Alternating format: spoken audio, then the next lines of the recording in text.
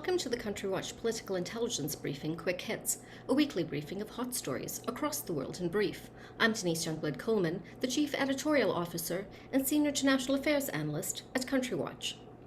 The war continues to rage in Ukraine, with Russia shifting its attention to the eastern part of Ukraine and with allegations of war crimes rising.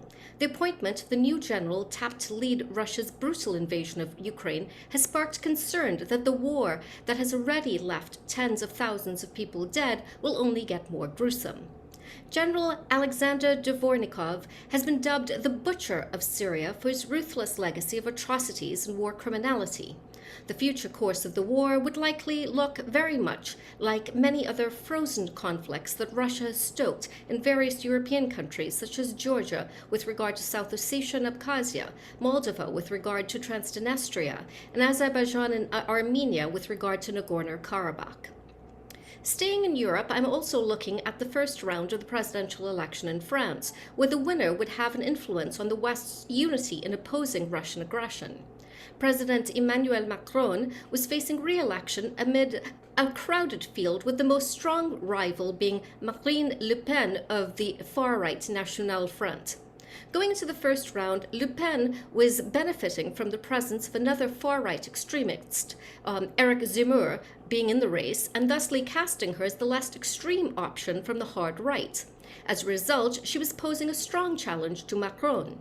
Meanwhile, the left was consolidating around Jean-Luc Mélenchon, although there were several other options from the left flank. The once dominant conservative party, Les Républicains, seemed to be undergoing collapse, with moderate conservatives moving to Macron.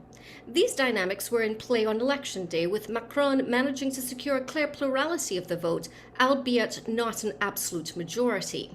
Le Pen barely beat Mélenchon, but as the second best performer in the first round, was set to go up against Macron in the second round.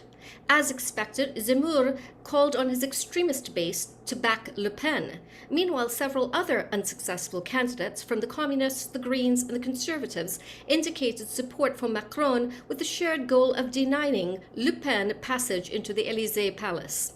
Polling data going into the runoff indicates a tough race between Macron and Le Pen. Should Le Pen win, given her affinity for Putin, it would have a deleterious effect on the West's efforts against Russian aggression.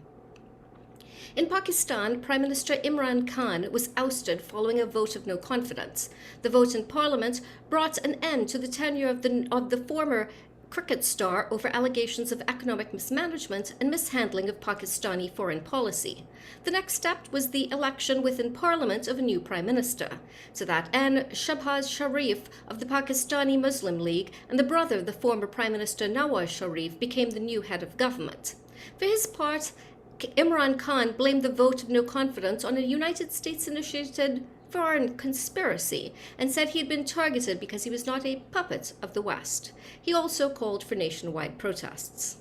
In Israel, the ruling coalition lost its slim majority in the Knesset when one member of Prime Minister Naftali Bennett's Yamina party defected from the government.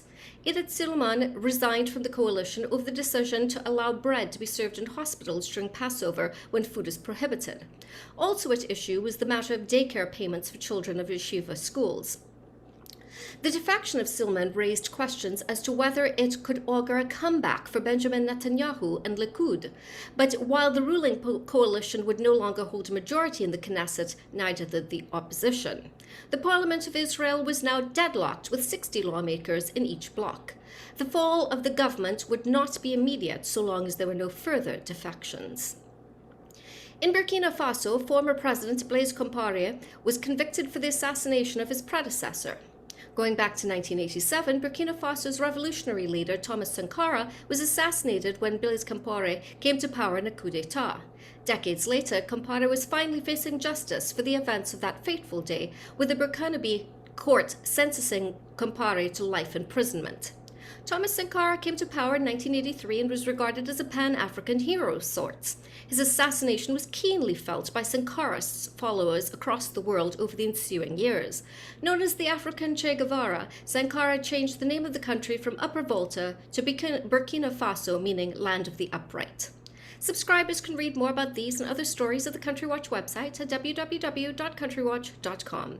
I'd also like to take this time to mention my comprehensive Afghanistan withdrawal report called Sunset in the Graveyard of Empires, which will be available for purchase from the Country Watch website at www.countrywatch.com. Thank you for your time. Have a great day, and remember now, more than ever, we live in an interconnected world.